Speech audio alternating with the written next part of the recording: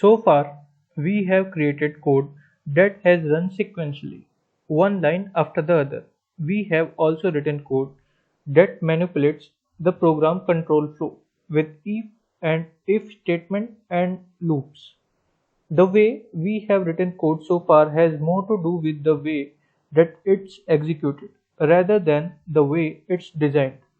In the next two chapters, we will be focusing more on program design and how we create programs that are readable and easily understood by other software developers.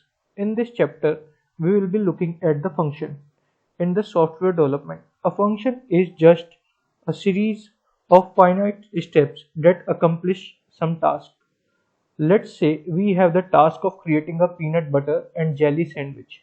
The first step would be to gather the ingredients, the two slices of bread, peanut butter, jelly, a knife, a plate. The next step would be to spread the peanut butter on one slice and jelly on the other slice. Next, you would put the two slices together to create the sandwich. And finally, you would place them on the plate. Each of these steps that I have mentioned is a defined step that we take in order to complete the make sandwich task. We call the combination of these finite steps in association with a task a function. So how do you use a function? We can use its label or the name we give the task. In our case, the task name is make sandwich. This means every time I want to make a sandwich, we can just use the label or the name of the function make sandwich. Instead of listing out every step to use the function, we would just write the function name with some open and close parentheses.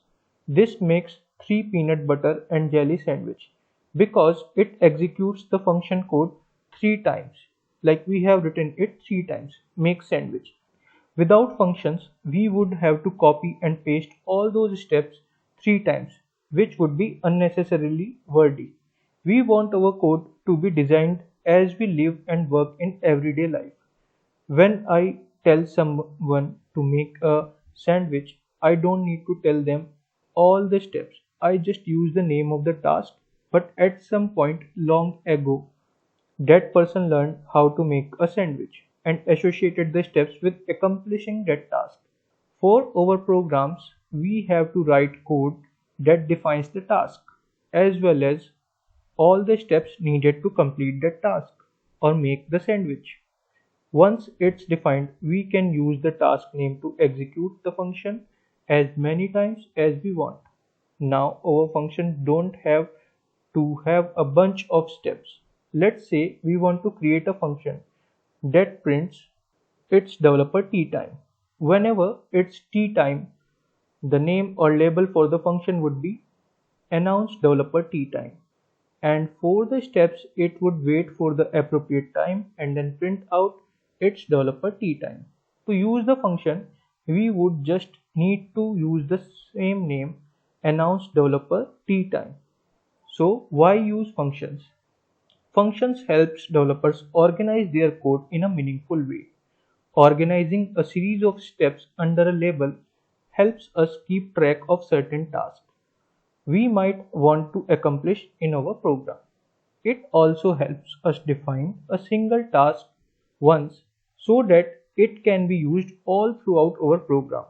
For example, once we know how to make a sandwich once, we can just use the task name to make one.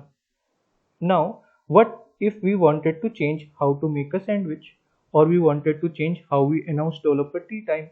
Instead of having to change a bunch of separate lines in the code, we can just go to the function steps and modify the step we want to change. For example, if we wanted to change our announcement to its developer tea time, it's time for snacks, we would just change the one print statement in the announce developer tea time steps instead of changing a bunch of line of code. Ultimately, function make it easier to change what our code is doing. Next, we will create and use our first function in Java.